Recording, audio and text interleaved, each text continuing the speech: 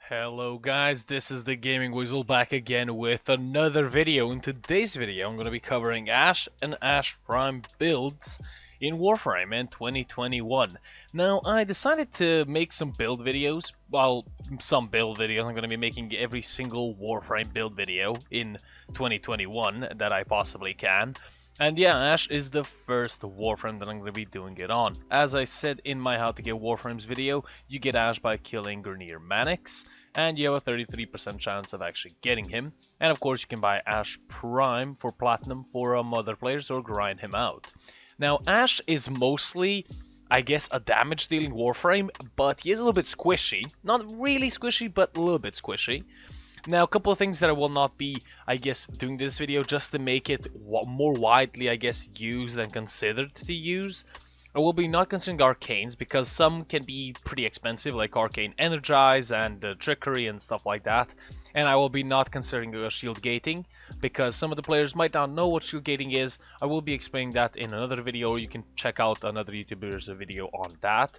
But I'll be just doing, basic Warframe build video, pretty plain and simple. The last time I actually made an Ash build video was, I think, in 2018 or 17, I'm not sure, and it was a Fatal Teleport build with the Jack Tag. That build's not useful anymore, and it is a new year, of course, and the new builds coming to you guys. Now, the primary two build videos that I want to show you is Bladestorm and Seeking Shuriken. I will be showing you the Seeking Shuriken first, and then the primary one, which is going to be Bladestorm. Now, for the Seeking Shuriken build, you are gonna need the Seeking Shuriken Augment, which reduces enemy armor by 70% for 8 seconds. I'll show you how to bring that up to 100% in just a second. Okay, for the aura, you have Steel Charge. For the Augment mod, we have Power Drift. You can put anything here except Cunning Drift. I won't really prefer you do that because range is not that important with Seeking Shuriken.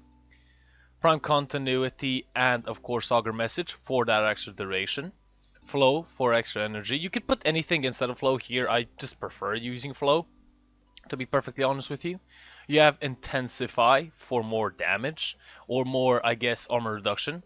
You have Seeking Shuriken, of course, Streamline for efficiency, Constitution, and Narrow Minded for duration as well. Now, to reach a max of 100 armor reduction, or 100% armor reduction, you need to have a minimum of 144 power strength. Do not go above that because then it's, not useful because 144 is the one that you need. I combined Power Drift and Intensify to reach the 145 mark, and I have 101% armor reduction for 23 seconds. Now, you of course could put Umbra Intensify if you have the Forma for it, or if you have the Umbra Forma, but I use Intensify and Power Drift just because it's a pretty simple build and I do not have to, put any Forma inside of Ash. Now, as you can see, I have no health or armor mods. Now, honestly, you are going to be invisible like 90% of the time, so you will not need that. But instead of flow, you can put one of two things.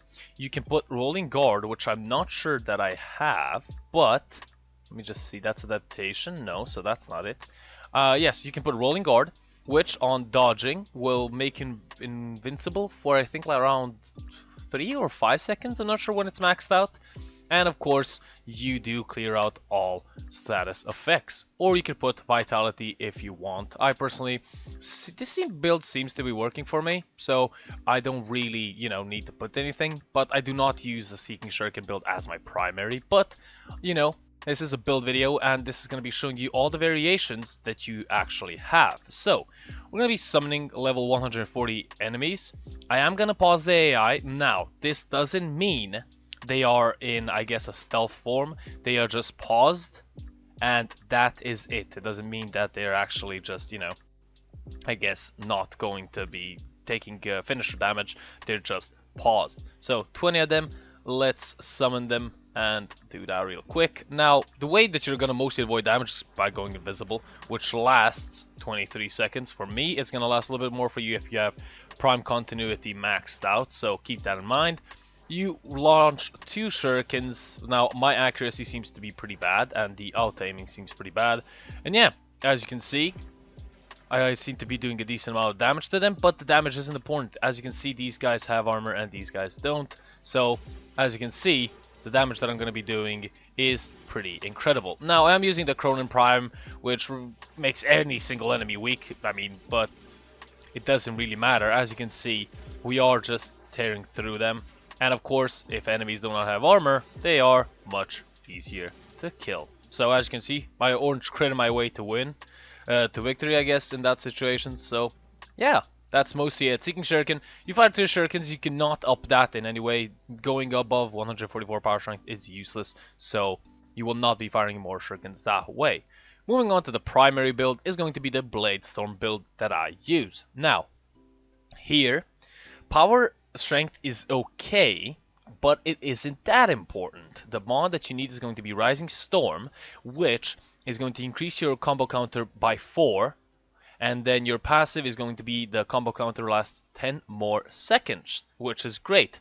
For example, if you put Drifting Contact on side of your melee weapon, your melee combo is going to be pretty long. So this is very important because Bladestorm does increase its damage by, of course, if your combo counter is higher, your damage on Bladestorm is going to be higher. So the build goes like this: Steel Charge for extra melee damage, Power Drift. You can put anything here.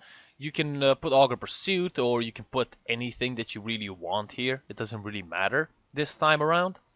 Intensify and Transient Fortitude for that extra power strength, and also Augur Secrets. Augur Message and Continuity for duration, Vitality for health, Streamline for efficiency, and Rising Storm, of course, for the extra combo counter and duration. Now, you can always bring up your combo counter with a melee weapon. That is always useful, but using Bladestorm is going to be much more efficient. So, in this case, I'm actually going to leave the AI as is. So I'm gonna not pause them. So the thing that I do is I go invisible, because that reduces the cost of tagging an enemy by half. So my basic, I didn't tag this one on purpose, I'll show you why. As you can see, the damage is roughly around 3,000, 5,000, you know, nothing really special, to be perfectly honest with you. But you will see once the combo counter goes up to 12, which it already did. And as you can see, the damage steadily grows and grows. And as you can see, even with my... Okay, actually, didn't do anything there. That was pretty cool. But yeah, as you saw there, the damage steadily goes up. As you can see, my combo counter is still at 12. So I'm going to quickly summon more enemies. Go invisible, and there you go. My combo counter did restart now, so I kind of had to F that up. But as you can see, the damage steadily goes up, and you start doing more and more damage. Now it's at 12, and I'll show you how it works on these 4 guys left right here. As you can see, level 140 gunners die really fast. So as you can see, they are dying really fast at a maximum combo counter of 12. So yeah, try to bring your combo up. I'll summon more enemies in this case. I'll go invisible, and just for this little showcase. And as you can see, once your melee combo counter is at 12, even your Cronin Prime, I mean, the Cronin Prime is a great weapon, of course, but as you can see, you're doing absurd amounts of damage right here, so you do not have to worry about anything. So as you can see, and they die, and that's pretty much it. Now, I died because I didn't see that guy, but yeah, as you can see, just go invisible, and there you go. It's pretty plain and simple, and pretty easy to pull off. So yeah, that's mostly it with Ashe. Nothing really else special to talk about Ashe in this situation. Of course, you can make your build the way you want it. I do not use Rolling Guard, but you definitely can for that extra invincibility and of course the status clearance. But yeah, that has been my video and my build on Ashe Prime. Make it as you will, but that is my recommendation and the thing that I use and the builds that I use. So yeah, if you guys enjoyed, leave a like, a comment, and subscribe. And of course, it will be greatly appreciated. This has been the Gaming Weasel, over and out.